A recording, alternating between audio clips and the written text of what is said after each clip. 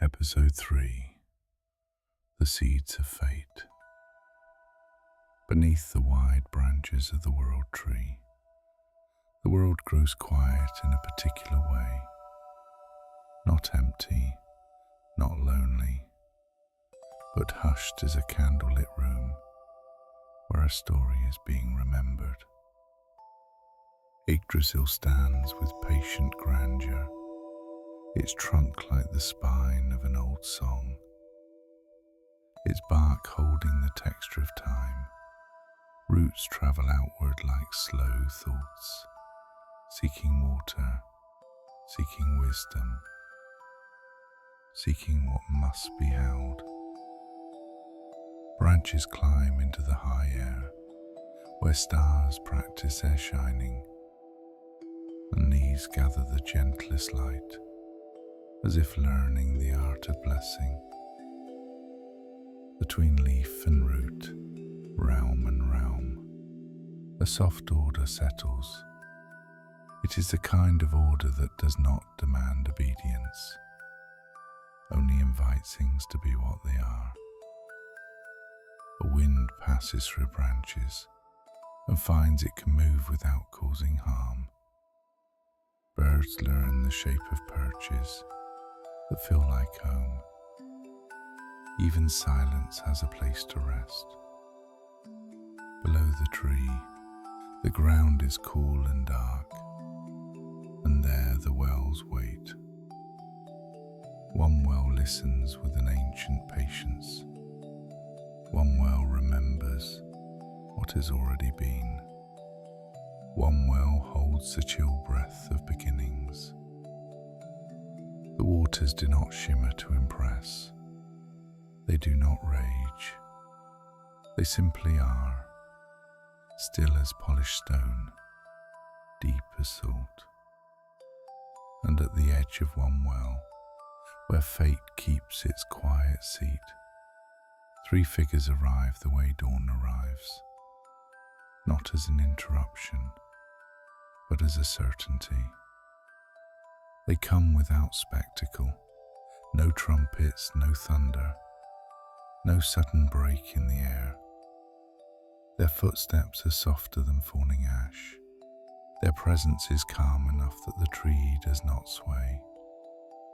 And yet everything that lives beneath its branches recognizes them, not with fear, but with a deep instinctive knowing. They are the Norns. Urðr moves first, and the world feels older in a comforting way, like a familiar blanket pulled higher. Her gaze holds the weight of what has already happened, not as burden, but as foundation. Verðandi walks beside her, steady and attentive. Her eyes are clear as water that reflects exactly what stands before it. She holds the present as if it is a living creature, something that must be fed gently, guided quietly, never forced. Skuld follows, and the air turns subtle, as if the future has leaned closer to listen. Her expression is neither grim nor bright. It is simply precise, like a needle poised above cloth. She carries what may be, what could be, what has not yet chosen its shape. They stand together at the well, and the well looks up at them, not with eyes, not with voice, but with the deep intelligence of water that has watched civilizations rise inside dreams. A ladle rests nearby, bone white, plain, patient. It has no ornament, no carved pride. It is a tool, and that is enough. Urðr lifts it first. The ladle enters the water with barely a sound. When it rises, The water it holds seems darker than night, as though it contains every shadow that ever softened into dusk. But within that darkness are glints, tiny, quiet lights, like memories of stars. Urðr pours the water onto Yggdrasil's roots, slow and sure. Where it falls, the roots brighten, not with shine, but with strength. The bark looks newly awake. The tree drinks without greed. It drinks with reverence. Verðandi takes the ladle next. The water is clear, almost luminous, like a present moment held in open hands. It carries the gentle hum of now, the pulse of blood, the breath between thoughts, the small courage of continuing. She pours and the roots take it in, and the tree's leaves seem to relax. Skuld lifts the ladle last. The water is cold enough to be honest, and within it a faint shimmer moves. Not a reflection, but a possibility. She pours, and the roots accept it without flinching. The tree does not fear the future, it only prepares. The three Norns stand close again, ladle resting, and their hands move toward the loom. The loom is not grand, it does not tower, it does not announce itself. It is simply there, wood worn smooth by endless use, threads gathered like breath, a quiet instrument for shaping the unseen. They sit, Urðr touches the first thread, and the thread remembers. It remembers fire meeting ice. It remembers the first drop trembling in Gnungagap. It remembers Ymir breathing the slow breath of beginnings. It remembers Althumla's patient nourishment. It remembers Buri lifting his face to the newborn sky. The thread does not weep. It does not celebrate. It simply carries. Verðandi takes another thread, and it is alive with the present, alive with Asgard's halls learning their shape, with rivers drafting their curves, with Midgard listening, waiting. Skuld gathers a third thread, and it hums softly with what might come, with footsteps not yet taken, with words not yet spoken, with storms that will someday have names, and peace that will someday be tested. The weaving begins. A pull, a release, a knot, a smoothing, a pause, a continuation. In the quiet cadence, time itself becomes gentle. Beneath the tree, small creatures sleep safely, as if the weaving is a lullaby laid over the ground. A fox curls into itself and dreams of snow that never bites. A bird tucks its head beneath its wing and rests, its heartbeat matching the slow pace of the loom. Even the wind softens, as if it does not wish to interrupt. Urðr speaks without speaking. Her fingers say, "This is what happened. This is what formed the foundation. This is the weight that gives shape to the next step." Verðandi answers with her own silent language. This is what is happening. This is the place where choice still lives, This is the breath that can be taken again. Skuld's hands move with calm precision. This is what might happen.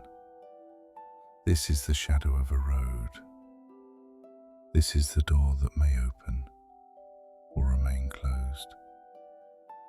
Together their weaving does not trap the world, it cradles it. Fate is not a cage in their hands. It is a tapestry laid beneath the feet of gods and mortals alike. A surface that can hold weight, a pattern that can guide, a fabric that can endure. Above them, Yggdrasil stands as if listening. Perhaps it is. Perhaps trees do listen in their own patient way.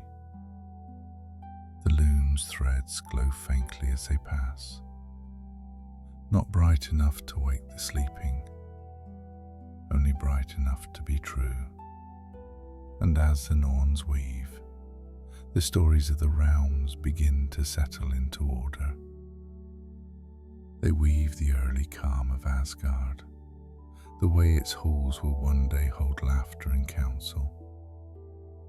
They weave the quiet pride of Vanaheim, its abundance, its gentle power, its deep bond to life's cycles. They weave the old steadiness of Jotunheim, mountains and wild spaces that will not be tamed and should not be.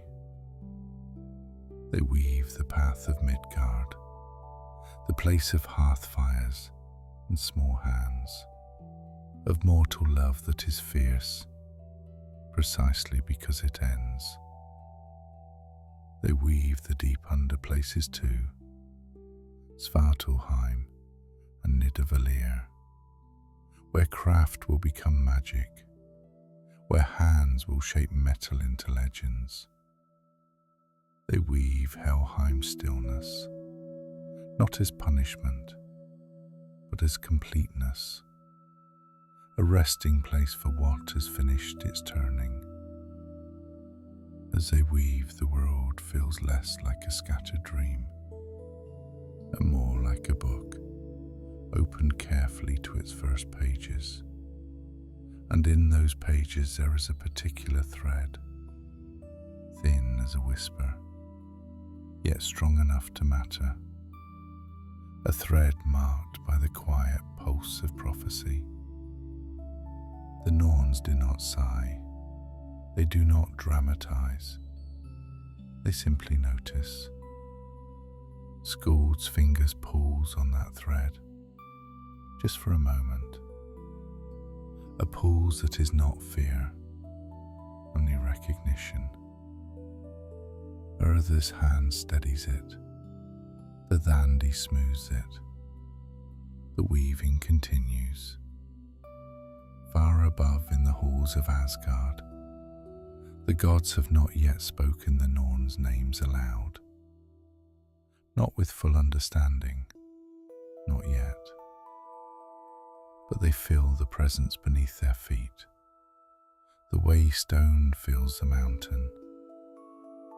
Odin, even before he becomes fully himself in the world's unfolding, has a mind that leans toward knowing. It is not restless curiosity, it is hunger for truth, the kind that will one day carry him into sacrifices made in silence. For now, Odin stands at a threshold of becoming, and the threshold is quiet. He looks out across the realms, and it seems to him that everything is connected by invisible threads. He cannot see the Norns yet, not clearly, but he senses their work the way a sailor senses currents under a calm sea. The sensation does not frighten him, it sharpens him. Somewhere else in Asgard, Frigg holds her own kind of knowing, a knowing that is not always spoken. It settles in her like moonlight on still water. She does not chase fate.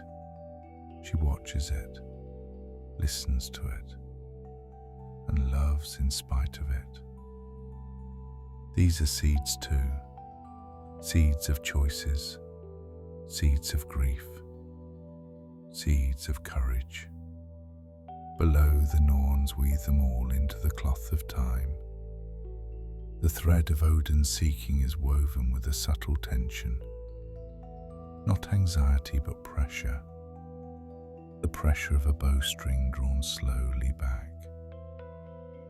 The thread of Frigg's love is woven with softness, and softness in the hands of the Norns is not weakness, it is endurance. In the branches of Yggdrasil, a squirrel runs, a small messenger between heights and roots. It carries gossip, it carries quickness, it carries the restless energy of life that cannot sit still for long.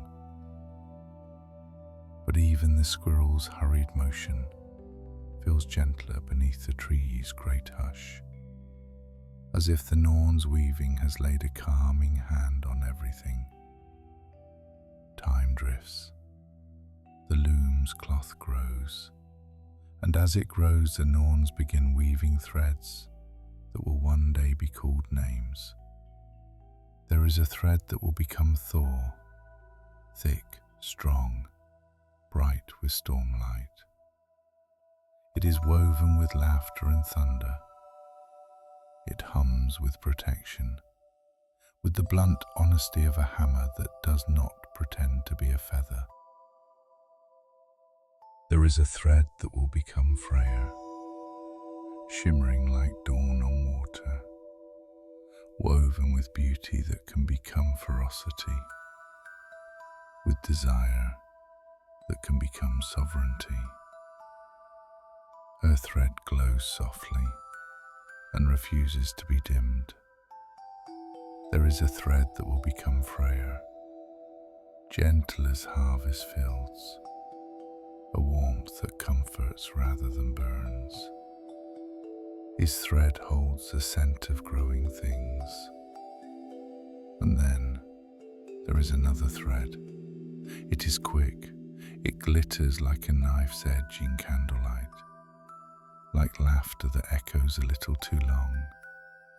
It is Loki.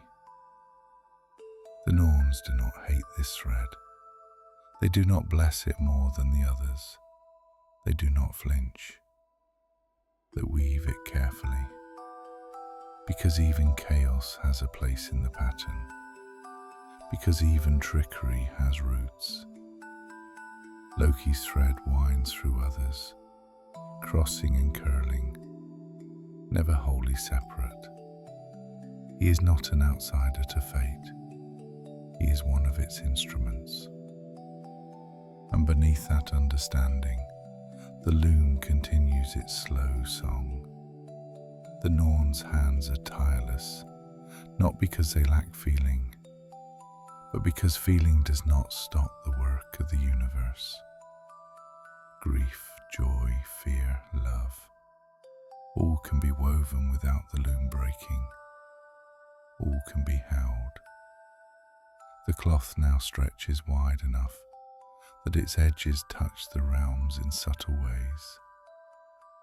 When a leaf falls in Midgard and lands perfectly on a stone, that is a small echo of the weave. When a wave rises and does not crash too hard, that is a small echo too. Even in the smallest things, the pattern breathes. At the well of fate, Urðr, water reflects the faces of the Norns, and also the faces of those yet unborn. The reflection is never exact. It is never fixed. It ripples. A ripple means choice still lives.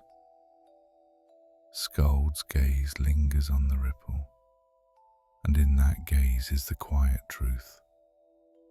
The future is not one door, but many. And yet some doors are heavier than others. Some doors have been built into the house. Fate is not a straight road, it is a landscape. The Norns do not force travellers to walk one path. They simply weave the mountains, the rivers, the valleys, and then life chooses where to step. The weaving deepens. A thread appears, thin and bright as morning, and Verðandi's hand becomes tender as she guides it. Urðr, his thread is luminous in a way that feels like kindness made visible. It carries the warmth of a hearth fire that never smokes. It glows with innocence, not ignorance, but purity. Urðr's fingers tighten slightly, just enough to steady it. Skuld's gaze stays calm.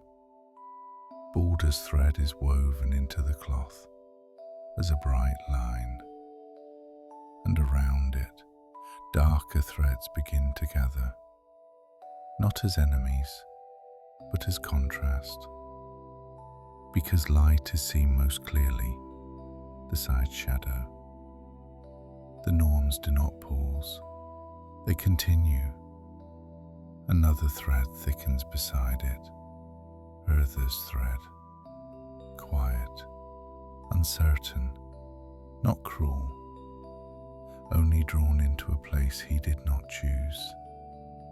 The cloth accepts him too. The Norns weave the tragedy, not with cruelty, but with the steady mercy of truth. Above, Odin's seeking sharpens, Freyg's love deepens, Asgard's halls grow warmer with laughter, and beneath it all, the Norns weave, and their weaving is patient enough to let joy exist fully, even when sorrow is waiting down the road. That is one of the great kindnesses of fate. It does not steal the present just because it knows the ending. So the cloth includes feasts and sunlight and games in the halls. It includes the clink of cups, the warmth of companionship, the sense that the world is safe for a while. The word while is not a threat, it is simply reality. In Midgard, the first humans are still only a near story, but their thread is already there, thin, numerous, woven like grass across fields. It is not weak, it is resilient. Mortal threads bend without breaking. They hold grief and joy in the same hand. They endure winters. They plant seeds anyway. The Norns honor these threads. They weave them with care. Urðr remembers the past that shaped them. Verðandi holds their fragile present. Skuld offers futures, each one a small lantern. The loom's rhythm continues, over, under, through. A gentle pulling, a soft release. Outside the circle of the Norns, the world sleeps. Even the gods, in their own ways, grow quiet beneath the tree's influence. A hush settles over the realms like snow that does not chill. It is the hush of something being held. In that hush, Odin's mind turns towards sacrifice. It is not yet the sacrifice of the eye, not yet the hanging on the tree, but the seed of it is present, a willingness to pay for knowledge. Skuld's fingers brush his thread, and it tightens slightly as if responding to her touch. Urðr anchors it deeper into the cloth. Verðandi smooths it so it will not fray too soon. Because knowledge has edges, it cuts, but it can also carve doors in walls. The Norns weave in the shape of choice. A choice appears as a fork in the pattern, a place where two lines meet and then separate. Sometimes one line grows stronger, sometimes both continue. They do not announce which will be taken. They only make sure each path is possible. That is their work. Above, the squirrel runs again, carrying something like gossip. Down the trunk, a deer lifts its head and listens. Under the roots, a serpent shifts in its sleep. The tree holds them all. In the deep places, a dragon named Yggdrasil gnaws, not out of hatred, but out of nature. A reminder that even the roots are tested, even the foundation is challenged. The Norns do not chase the dragon away. They weave around it, because decay is part of the cycle too. Because endings are not enemies, they are closures, and closures make room for beginnings. The cloth grows heavier now, thick with meaning. Skuld's hands guide a thread that carries frost and fire together, a thread that will become Ragnarok. It is not a single event in the cloth. It is a slow tightening of many threads. Pride crossing fear, love crossing grief, hunger crossing ambition, peace crossing the inevitable strain of time. Ragnarok is not sudden in the weave. It is gradual. It is the way a tree leans in a storm, long before it breaks. Urðr's hand steadies the Ragnarok thread, anchoring it in what has already been. The ancient tension between giant and god, between wildness and order, between hunger and restraint. Verðandi's hand smooths it, making room for present moments to exist without panic. Skuld's hand guides it forward, not with dread, but with the calm honesty of a winter forecast. The Norns weave the end the same way they weave a feast, with attention, with full acceptance, with truth that does not shout. And because they weave this way, the cloth does not feel cruel. It feels real. In reality, even endings carry beauty. The beauty of things that mattered enough to be mourned. The beauty of cycles completing.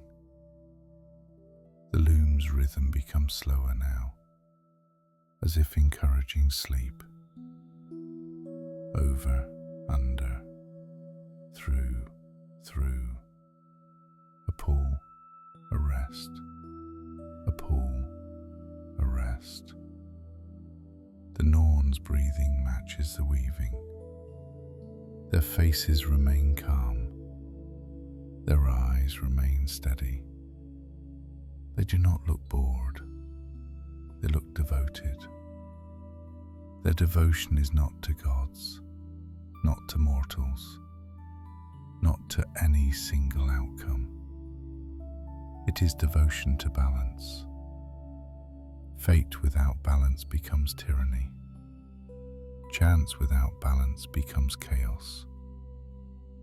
The Norns hold both in careful proportion, and so the cloth includes freedom, even within inevitability. A thread may be destined to meet another, but the way they meet can change. The words spoken can change. The kindness offered can change. The Norns weave that too. Beneath the tree, a small human child, only a hint in the tapestry, will someday stand beside a river and choose to share bread with a stranger. That choice will ripple outward into a future that becomes softer. The Norns weave the ripple. Another mortal will someday choose violence, and the ripple will harden into grief.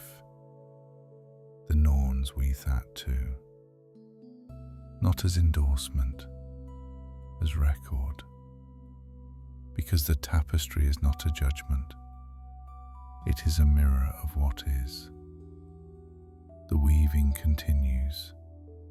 Asgard's halls brighten and settle. Vanaheim's fields hum. Midgard seas practice their song. The underworld holds its quiet. Yggdrasil remains, an axis, a bridge, a living pillar. And at its root the Norns remain too, hands moving in endless gentleness. At last the cloth reaches a natural pause, not an ending, a resting place. Urðr ties off a thread and lets it lie smooth. The dandy presses her palm to the cloth as if blessing it. Skuld's fingers hover for a moment over an unwoven strand and then release it, letting it wait. The loom quiets. Water from the well reflects the stillness of their faces. The world seems to exhale. A leaf falls from the tree above, slowly, turning as it drifts, and lands in the grass without sound. The Norns watch it fall, and there is something almost like affection in their gaze. Urðr rises first, the past moving with her like a long cloak. Verðandi follows, present as a steady lantern. Skuld stands last, the future light as mist around her shoulders. They take the ladle again, each in turn, and water the roots once more. The tree drinks, the wells deepen, the cloth rests. The Norns step away not far, just beyond the edge of attention, where they can continue unseen. And as they go, their work remains, not as chains, as quiet structure. The realms settle into the confidence of being held, and in that holding, sleep becomes easier. Because beneath everything, beneath every breath and every dream, there is a pattern. Not a rigid pattern, a living one. A tapestry that knows how to carry weight. A weave that makes room for kindness. A cloth that can hold both laughter and grief without tearing. Under the world tree, the wells continue their silent watching. The roots continue their patient drinking, and the Norns, unseen now, continue their calm work, weaving, smoothing, guiding, as gently as night settles over a resting world. The last sound is the softest possible, the imagined whisper of thread, passing through thread, over and under, over and under, until even the thought of sound grows quiet. held safely in the tapestry of time, drifts deeper into rest.